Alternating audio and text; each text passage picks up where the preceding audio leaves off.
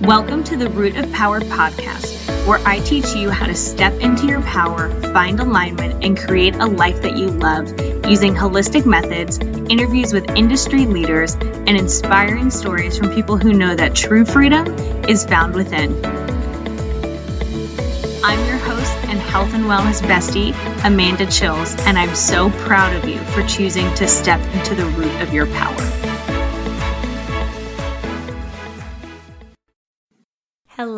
Hello, podcast fam. Welcome back to this week's episode of the Root of Power podcast, where you and I get to hang out for however long I am doing my thing today. And I have got an episode that I have really been thinking about for weeks and weeks and weeks. And I'm excited to finally do it and to give some insights and some observations and some feedback specifically for my female listeners.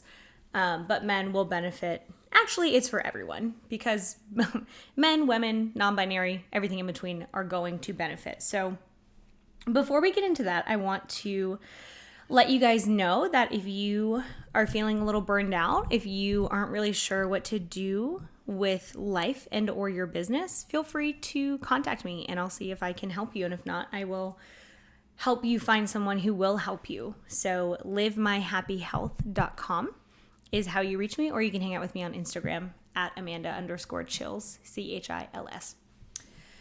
So what I've been thinking about for weeks now is a lot of observations and things that I know when I work with women who are in imbalanced and or abusive relationships. And I'll start by telling you some trends that I see when I start working with women. A lot of the times, women who come to me are feeling burned out, they're feeling overwhelmed, they're feeling stressed, they're feeling anxious, they are unhappy with their jobs. They'll say, oh, I have anxiety, or I have depression, or, I want to work through trauma.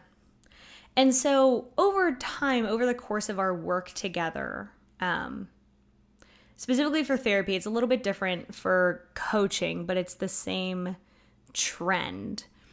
As we work together, as they become more empowered, more confident, start digging the rot out of their life, start planting flowers, start being consistent about living within their integrity and taking meaningful action and really living a life that they enjoy, what often happens is that they have the room and they have the mental space and clarity to start assessing the relationships in their life. Now, very few people come to me knowing or admitting that their relationship is imbalanced and or abusive.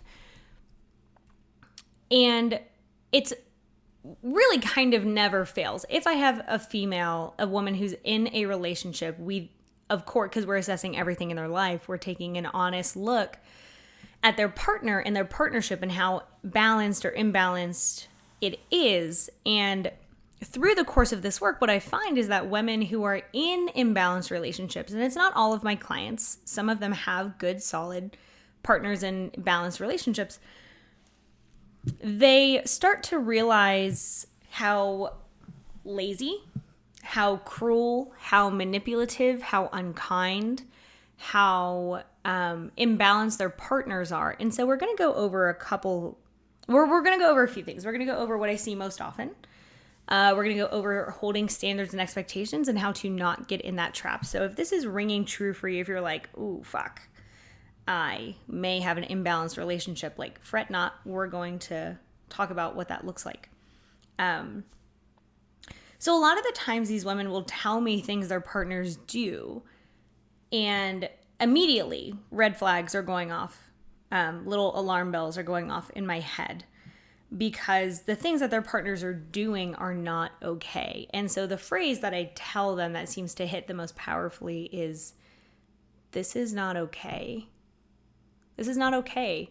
The way that they treat you is not okay. The things that they justify are not okay. Now, to take kind of a bird's eye view on this, I hold a lot of space for a lot of things. One of them is ignorance. A lot of people but we're going to speak to men specifically. A lot of men do not know how to communicate. They have never been taught how to feel their emotions, let alone communicate them. They've never been taught how to have respectful conversations. They've never been taught how to have a problem-solving conversation.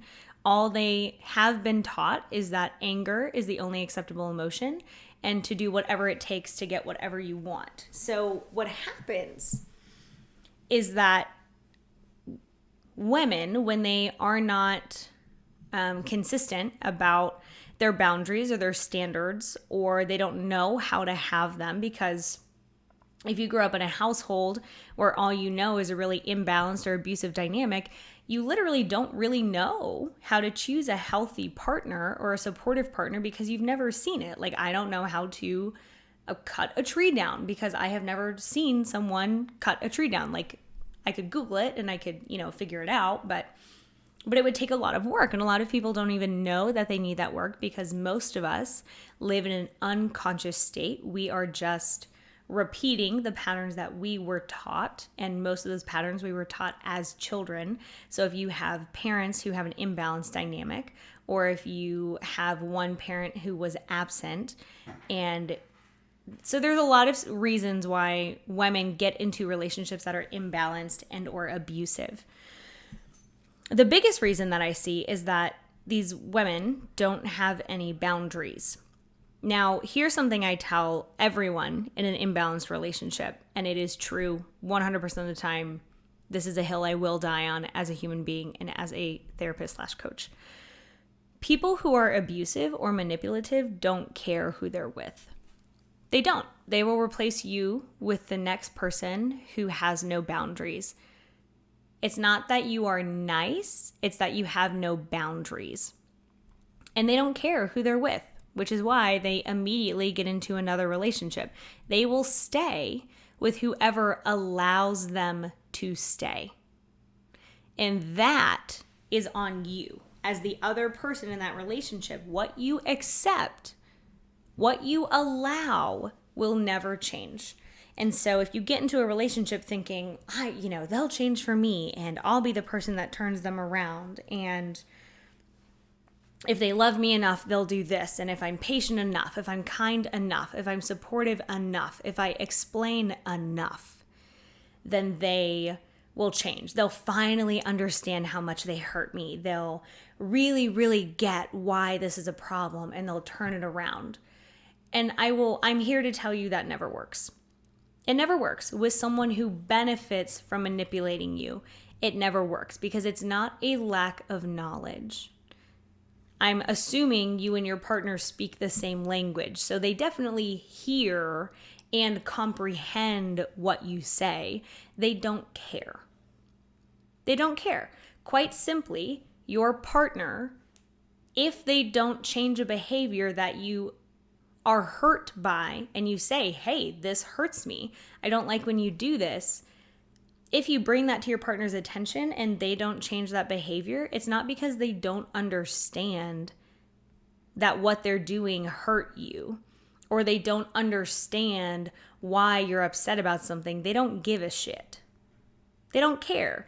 And they likely don't care because it benefits them.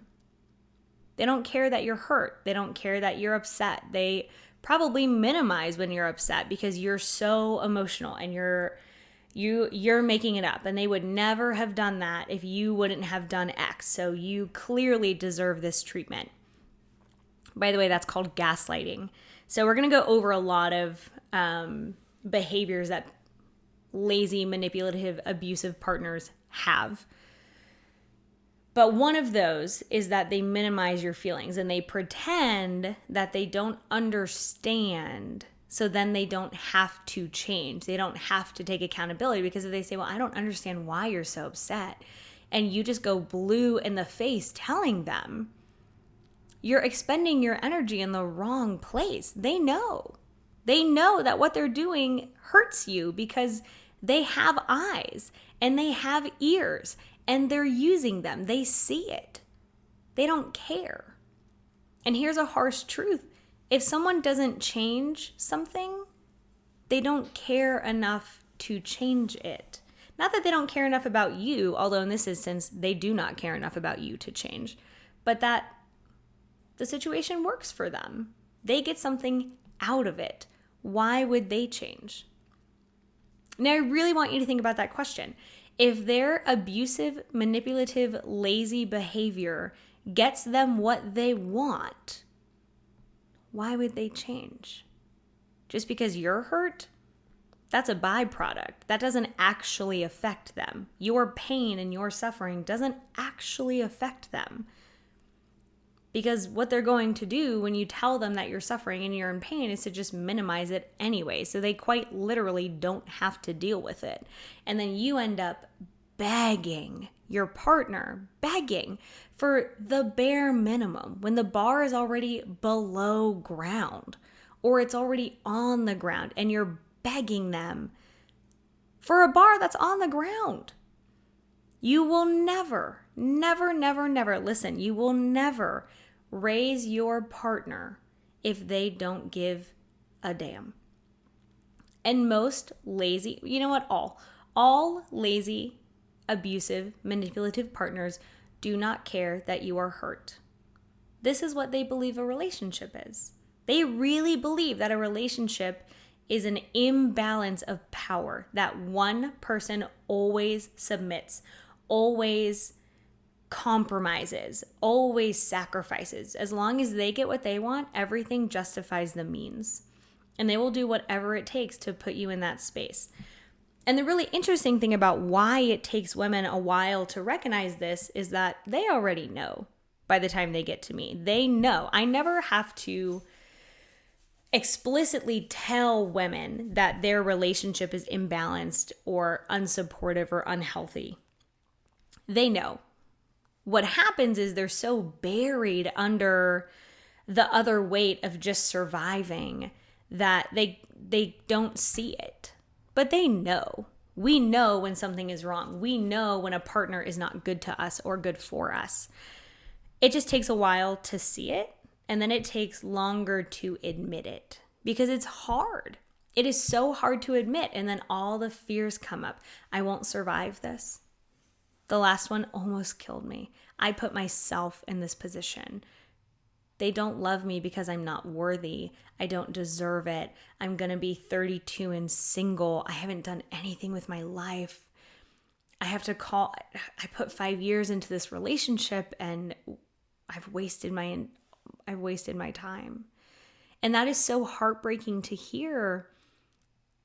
But you don't want to continue making a mistake just because you've spent a long time making it, and you deserve better. And that's really why a lot of the times when women go through the process that I take them through, they start understanding that they do deserve better. They are worth more. They are worth, at a bare minimum, respect and kindness and growth and commitment and honesty.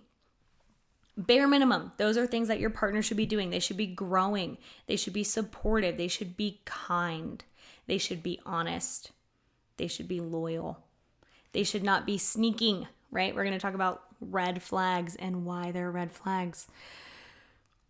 So this is a trend that I see a lot because a lot of women start doing the work and taking meaningful action and coming into alignment and making changes in their life. And then they start to see, oh, fuck, I've been with this bozo for this long and I'm not being treated well. It's not going anywhere. They're actively holding me back because I'll tell you a secret. Men who are lazy and entitled and abusive and manipulative don't want you to succeed because you are a threat to them. You're a threat. Your success threatens them because they have to be above you at all times.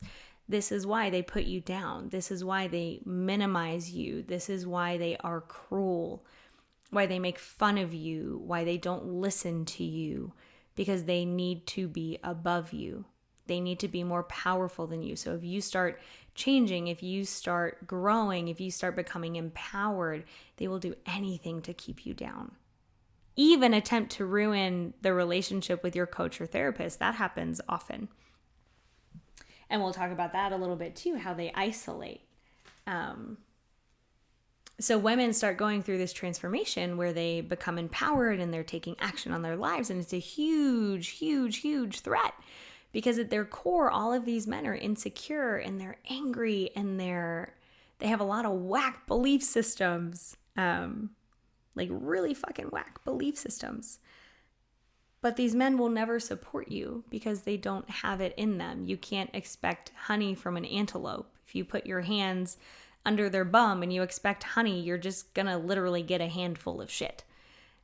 People cannot give you what they don't have. If they don't support themselves, and obviously they don't, or they wouldn't be doing these behaviors, your partner cannot support you.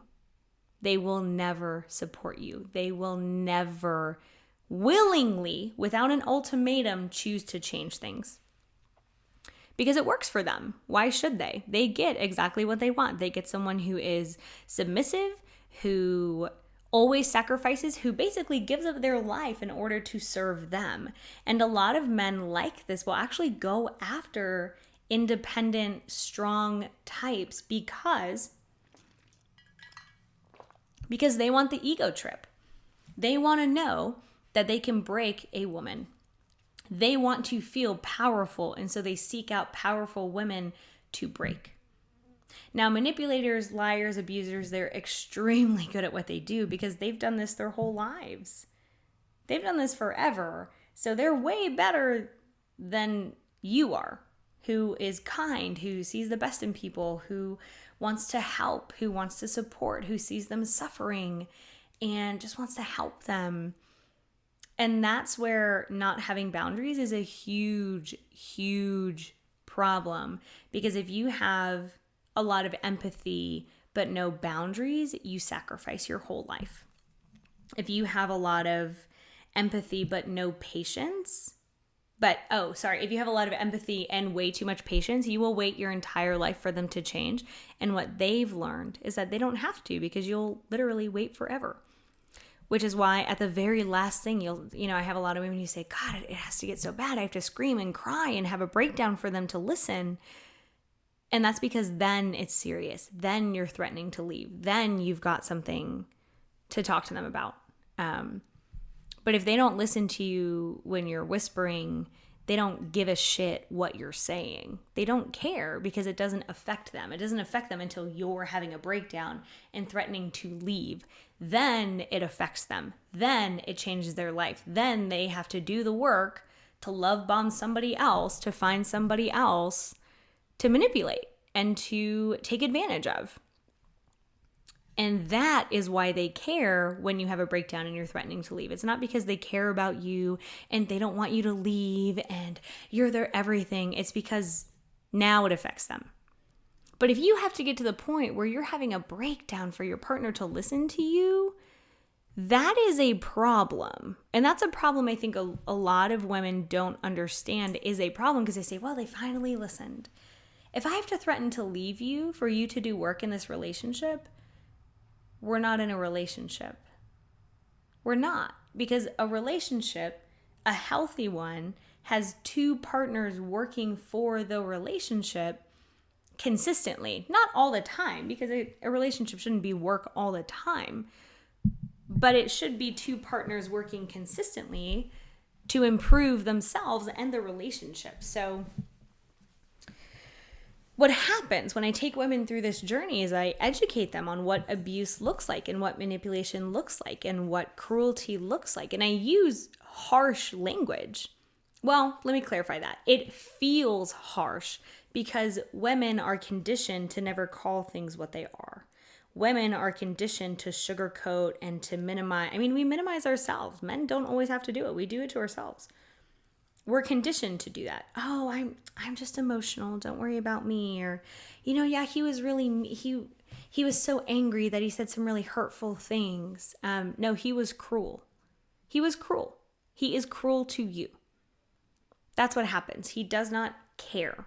So I use very, very black and white, honest language because you have to. If we're not being honest about what's happening, we cannot change it because your rose-colored glasses are going to allow you to do all sorts of mental gymnastics so that you don't have to be honest about what's happening, which means you don't have to change it.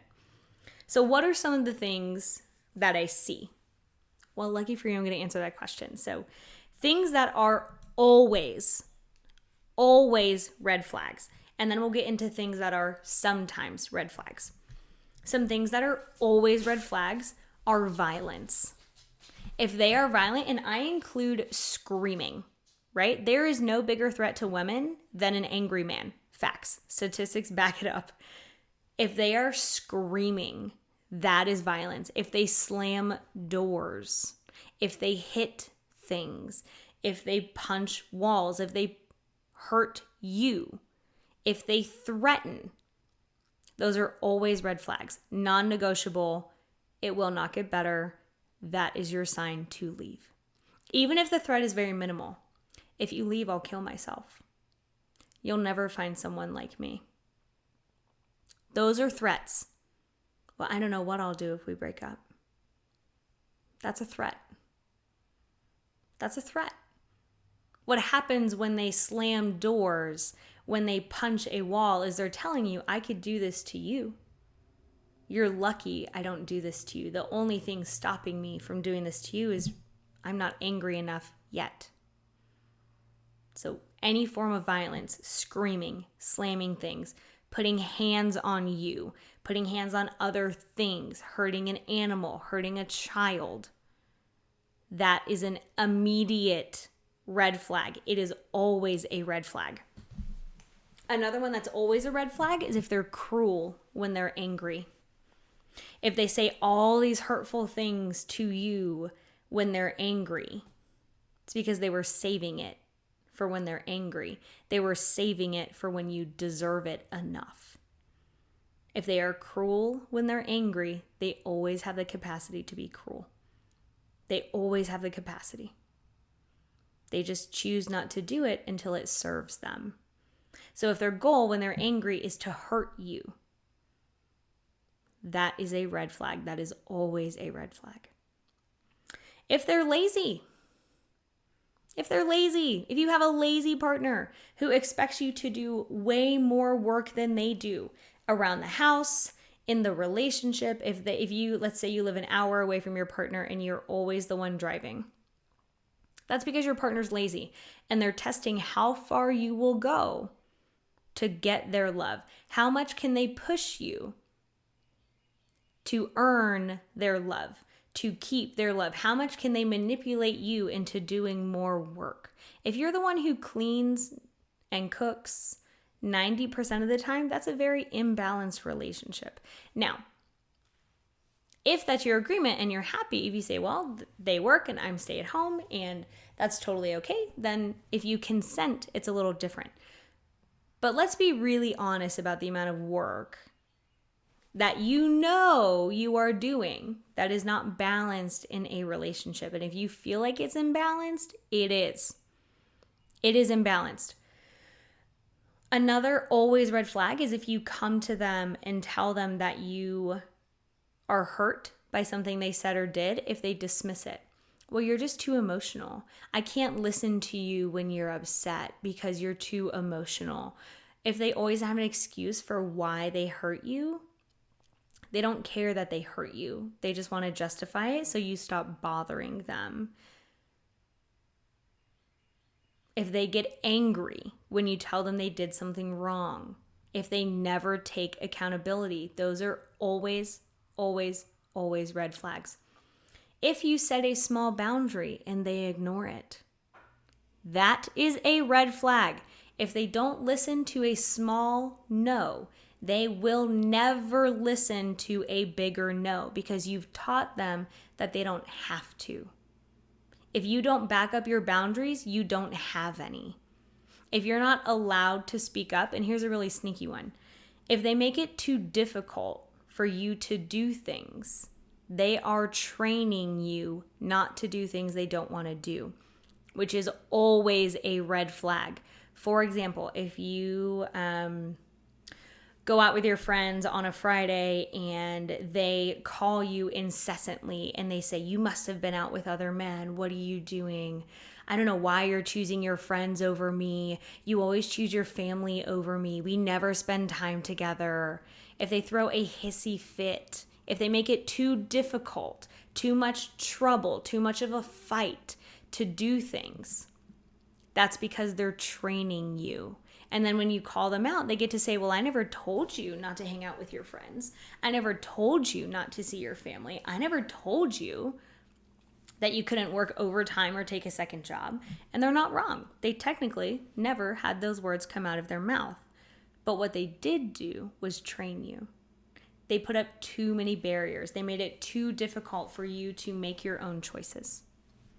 Those are always red flags. And what I mean by always red flags, I mean choose yourself and end the relationship. They will not change. This is what they believe a partnership and a relationship is. They believe that they should be number one, priority uno, and you are never, ever, ever a priority. They believe that you deserve to be threatened, that you deserve to be hurt, as long as they get what they want. Because if you were perfect, they wouldn't have to do these things.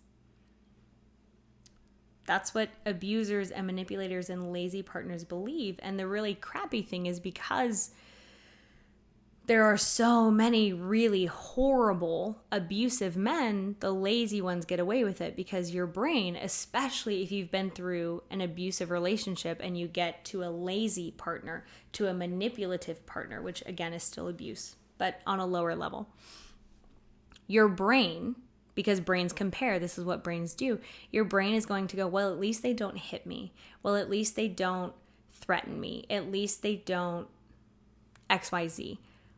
But that doesn't make what they're doing okay. And if you have to say, at least they don't, that is a problem. That is a huge problem. Well, at least they don't hit me. At least they don't burn me with cigarettes. At least they don't rape me. That is a huge problem. You are with someone who you have to compare traumas to. That is not a good partner. Now, I don't say that to shame you. I say it to be very honest about what's happening. Because again, if we're not honest, if we don't call things what they are, we cannot make an informed choice about staying. So if you say, oh, well, he only screams when he's angry. He does that because he wants you to shut the fuck up. He does that because he doesn't know how to process emotions. He does that because he doesn't actually want to problem solve. He wants to make it too difficult for you to bring things to his attention that you would like to change. And it's abuse. It's abuse. Well, he always says he'll hurt himself if I leave. That's abuse. And it's manipulation. He is threatening you. He only slams doors when he's angry because he wants you to be afraid of him. He wants you to know how much he'd like to hit you, and that he chooses not to until he doesn't anymore.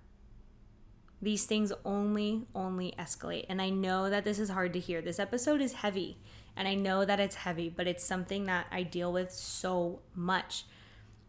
And instead of doing one-on-one, I want to educate a lot of people at once. So here we are. Some things that are sometimes a red flag. If they don't know how to communicate their emotions. Sometimes that's a red flag. A lot of people really don't know, and that's okay. They can learn. It becomes a red flag if they refuse to learn how to communicate, if they refuse to learn how to problem solve. If you can never talk about an issue that's bothering you, you don't have a relationship. You have a relationship, and you're with a partner who doesn't care to have a healthy relationship. It's not about you. They don't want a healthy relationship with anyone. If your partner doesn't take accountability, again, some people do not know how to take accountability. They can be taught. They can be taught how to say, wow, I really caused some of these problems. Wow, I am part of the problem. Some people don't know how. Again, all of these become red flags, real, honest, relationship-ending red flags if they choose not to change them. If they are doing the work, if they say, you know what, you're totally right, I think I have some blind spots, I'm willing to read a book or watch a YouTube video or go see a therapist or do couples counseling or get a relationship coach, right? The only avenue isn't always therapy. There are relationship coaches that exist. There are books, there are courses, there are YouTube videos, there's something. There is something for you. Here's a red flag. If they tell you, well, that's just the way I am, you knew what you signed up for. This is a red flag. They are minimizing your pain because they want you to stop talking about it. They want you to shut up and just live with them 100% while they take no accountability, and you bend, you break, you adjust, you sacrifice. That is not a balanced relationship. A balanced relationship is where both partners adjust. Both partners work together to build a life. Does every relationship have barriers and problems and arguments? Yes. Do all of them turn into screaming matches? No, and they shouldn't. You can learn how to talk to your partner in a productive way. You can learn how to problem solve. You can learn how to set boundaries and respect each other's boundaries. Sometimes it's a knowledge gap. Sometimes it's a skills gap. But again, if your partner is not willing to even learn, it's because they don't care. It's not for whatever excuse they give you. Well, I don't want to go see them because they already know you and they're going to take your side. Great excuse to never make any changes. Well, I don't have time to read a book. You don't have time to read a book for the future of our relationship? One fucking book? One book? Well, I don't like to read. Bitch, listen to an audiobook. Do it while you're pooping. I don't care. Like, listen to it while you're driving. Put the book by the toilet and literally read it while you poop. Like, get a course. Hire a coach. See a therapist. Well, I don't really have time for that. Or, we would just be fine if you would stop doing X. That's called gaslighting, and it's abuse. If they deny your reality, that's called gaslighting. If they tell you things like, that never happened, I would never do that, you're acting like a psycho, you made that up. All of those things are gaslighting, and their goal when they're gaslighting is to get you to shut up. That is their only goal, to shut up and to break you down so that you accept whatever they think you deserve. And what they think you deserve is nothing.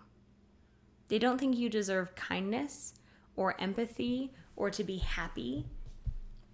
They deserve those things. They want your endless patience and your endless empathy and your endless kindness. But you never get those things in return. That is always a red flag. And it takes a little while to really see what's going on and to assess your relationship. And I have women who go through this process. And so we talk about this education and about healthy relationship standards and unhealthy relationship standards and abuse and what that looks like. And they always say, well, I love them. I love this person. They make me happy. And because I've worked with them for a long time, I always ask and I challenge that. And I say, do you love them? What do you love about them? What do they do that makes you happy? And they say, well, we laugh together sometimes. And I say, okay. Well, what do you love about this person? And because they're so used to lying to themselves in order to stay in this relationship that they know is abusive, that they know is imbalanced, that they know they're not happy, and they say, well, they're really nice. They say, are they nice? Because they scream at you and they put their hands on you and they threaten you and they're cruel. People who are nice don't do that. People who are kind don't do that. Well, they're a good friend. You're not a good friend if you mistreat your partner. You're not a good friend if you are cruel when you're upset, because that's still a choice. You can be angry and choose not to be cruel, and they make that choice to hurt you. That's not a good friend. Well, and then when I start challenging it, when they start really critically thinking about, do I even feel good in this relationship? They already know the answer is no, which is why women will do so much mental gymnastics. They'll do so much work not to admit to themselves that they're not happy, that their partner is cruel, that it's abuse, or that their partner's lazy. And then inevitably we get to, oh my God, I've wasted so much time on this. I've put so much energy in. We've been together for so long. We're about to get married. We're already engaged.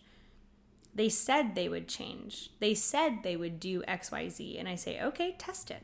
Make an appointment. Have them find, not you find one, have them find a video, have them find a book, have them find a coach or a course. And I'll tell you, most never do, because they don't want to change. And then we come back to, why would they? They get exactly what they want, which is someone under them, someone they have power over, someone they can control. Why would they change? And so sometimes women will get in the space where they'll say, well, I told them if they don't want to be with me to just leave. And again, I will question, why would they do that?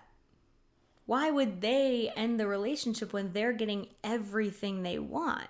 And so women will take the abuser or the manipulative partner as proof that they love them, as proof that they want to be in the relationship, but it's not. They don't give a shit about you. They don't care about this relationship. They will replace you in 3 days when you end the relationship.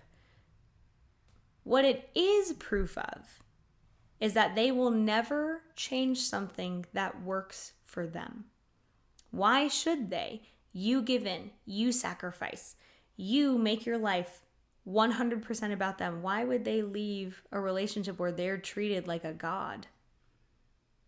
Even if they're unhappy, they still get what they want. And people like that will never be happy because they mistreat others, because they live out of alignment, because they're cruel, because they're manipulative. You are never, ever, ever, ever, ever happy that way. And then you will never be happy because you choose this person as your partner. They will never change. They will never change. Get it out of your head. They will not change for you. They will not change for the next partner. They will be who they are forever because that's all they know. They're not willing to be held accountable. If you want to change, you have to have accountability. They will never be willing to be held accountable. They will not learn something because it means they're not the person in power. And they will just do this to the next person. They don't care that they're with you. They don't care that you're suffering. They don't care that you're unhappy. What they care about is that they have power over you. Even if they're miserable, even if they're unhappy, they will not end the relationship. Why would they? They get exactly what they want from you. So all of this about holy crap, right? That's a lot of negative stuff. So I want to talk about green flags and how to avoid having a relationship like this. One of the ways that we avoid having a relationship like this is we're really fucking honest about the relationships that we have had and where our blind spots are. You're gonna have to do some digging into your own life, your choices, your past partners, those dynamics, what your parents' relationships looked like, what your friends' relationships look like. And I want you to be very honest about what you have experienced and what you have allowed. No one deserves to be in an imbalanced relationship, but what you allow continues.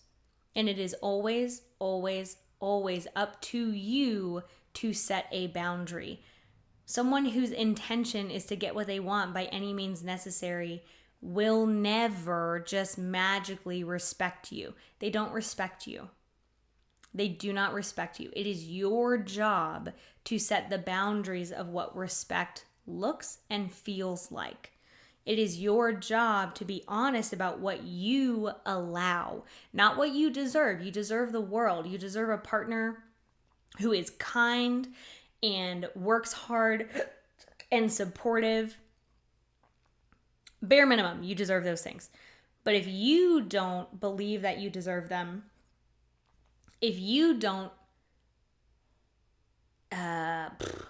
if you don't set a boundary for anything but that, if you allow things under that, if you allow to be treated like shit, allow yourself to be treated like shit, you've lowered your standards, you've lowered your boundaries. And so what comes after that, you also allow and give permission for.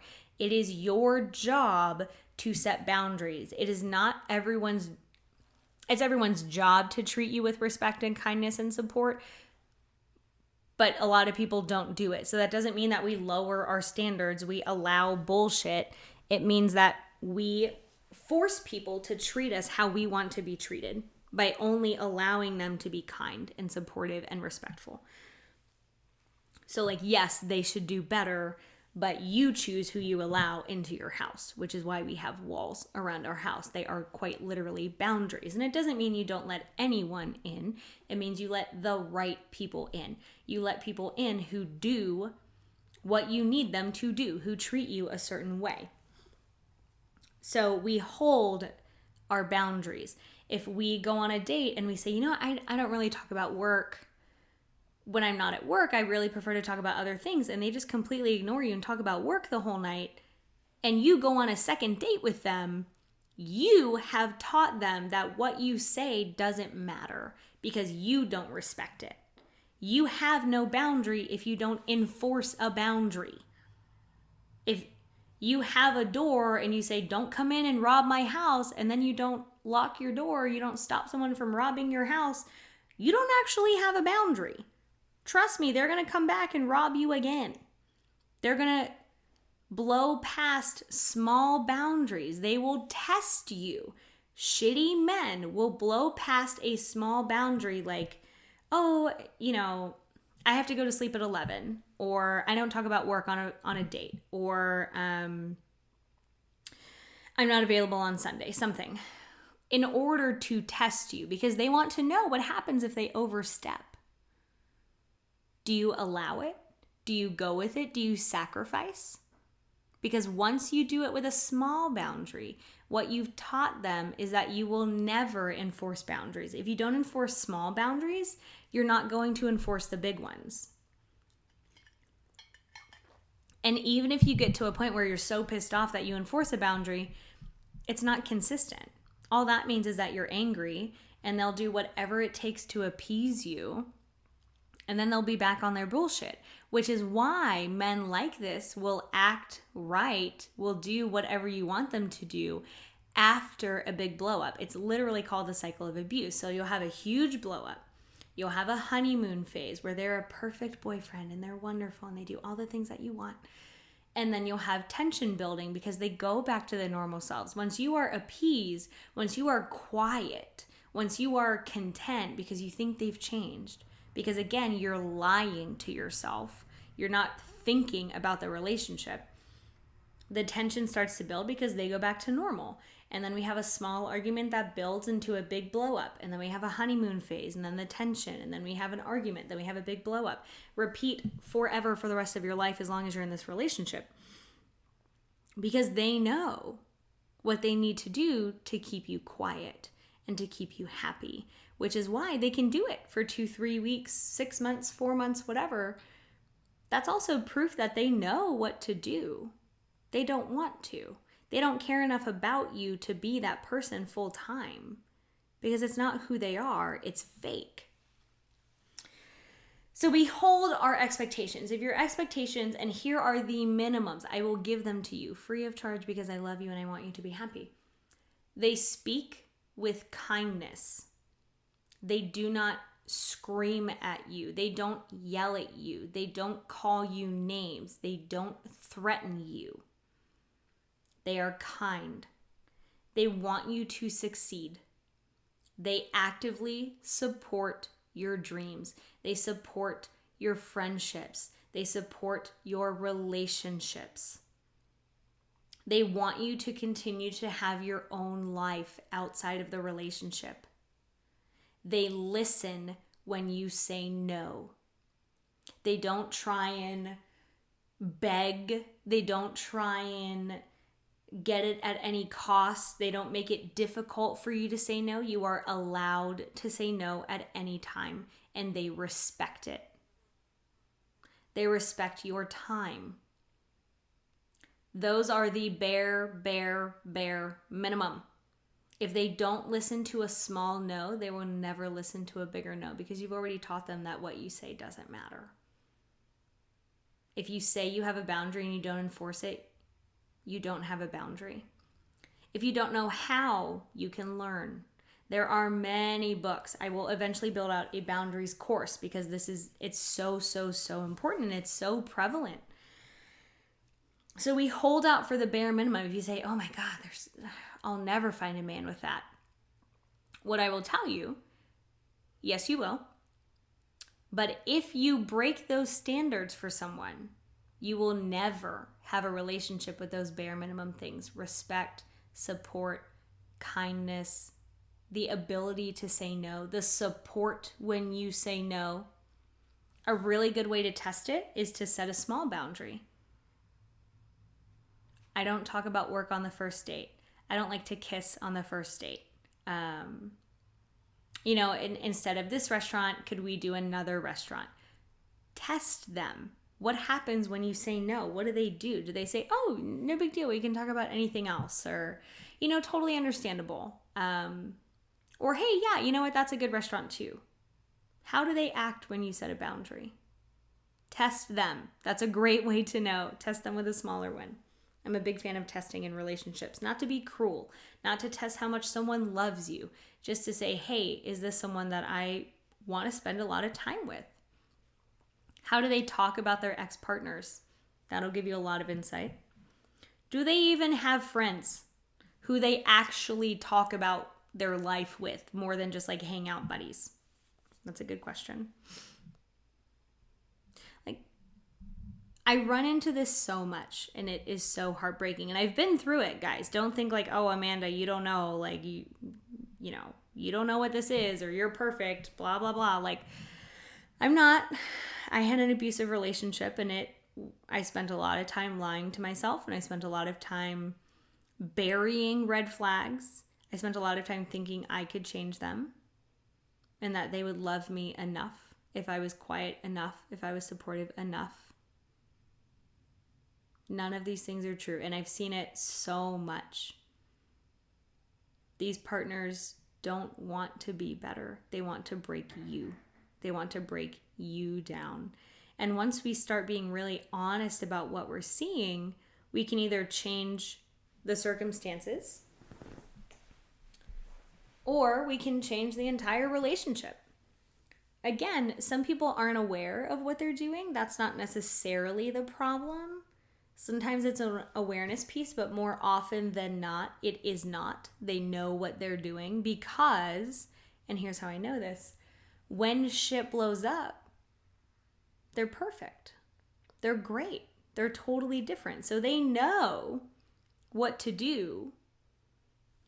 They just don't want that kind of a relationship because they don't do it all the time. Sometimes it is a knowledge gap. They don't know how to communicate. They don't know how to talk about their feelings. I've worked with couples who have worked on that, and it's really helped their relationship. But if someone's not even willing to take an hour out of their life to look into a therapist or read or listen to a book or a YouTube video or a course, there's a reason for that. Not taking an action is an action. Not making a choice is a choice, and they're not choosing you.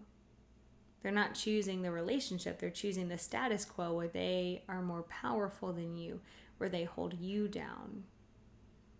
That's not a healthy relationship. So if we're talking about doing the work, a lot of anyone who's willing to do the work can improve. And you're going to know when you ask them to do the work, if they're even willing to. And I so highly encourage you to ask them to do some form of work and see what they do. Not what they say. Oh yeah, I would love to go to therapy. But then they take no initiative to find a therapist and they make you do it. It's not because they don't have time, it's because they don't care. I bet they're willing to make an appointment for something they like or to learn about something they want to learn about. but they're not doing it for your relationship for a reason. So let's summarize, right? Because that was a lot of information. To summarize, a couple things. Huge red flags: violence, cruelty, threats. Violence includes screaming, slamming things, putting hands on you. All of those things are violence. Bare minimum standards in a relationship: kindness, the ability to listen to you and hear and validate what you're saying, respect, support. Yep, those three are the bare minimums. How do we find that? We are firm about our boundaries. We do not drop those standards or those boundaries for anyone. For anyone. Doesn't matter how much you like this person. If you tell them, if you teach them that you don't have any boundaries, i.e., you don't enforce your own, what you are also teaching them is that what you want and what you deserve doesn't matter. And so they don't actually have to pay attention to it. They don't actually have to listen to it because you don't. If you don't enforce your own boundaries, why would someone else respect them? You don't respect them. Now, you can learn how to have boundaries. That's a skill a lot of women lack. Find someone who can help you with it. Could be me, could be someone else, as long as you get help for it. So we hold our expectations. We hold them. Do not drop your expectations for anyone because they're cute or because they really say that they love you or they're so nice or they have so much potential. If they're not working actively on achieving that potential, their potential doesn't matter because it's not real. So we have to be very honest about what is happening, about what we're seeing, and about what we're accepting. Once you're in that space, you have more choices because you can actually make a choice on what you want to do. And if you are looking for more information, there are a lot of resources available to you. If you Google healthy versus unhealthy relationships, if you look into boundaries, if you find a relationship coach, I mean, there are so many resources out there. So I encourage you to find them, but more than that, I encourage you to be really honest about what you want, what you're accepting, and how big that gap is. You will never get what you want by accepting less. And yes, being alone can feel scary. It can feel hard, but it is much easier than being in a space where you are not respected and where you are not loved. Because people who do those things do not love you. They don't love you. They don't know how. And we can have a lot of empathy for that, but no patience for it. If you guys have questions, if you're like, fuck you, Amanda, because all of that was ringing true, reach out to me. That's literally what I'm here for. Or reach out to someone. But you don't have to stay just because you've spent a lot of time there. You are free to move at any time, or you are free to make plans and prepare to move at any time. You don't have to stay. You don't have to. It will be hard, but it is easier than what you're doing now. So I wish you well. I wish you peace. And I wish you power so that you can do what's right for you, whatever that is. Y'all be good. And even more than good, be brave.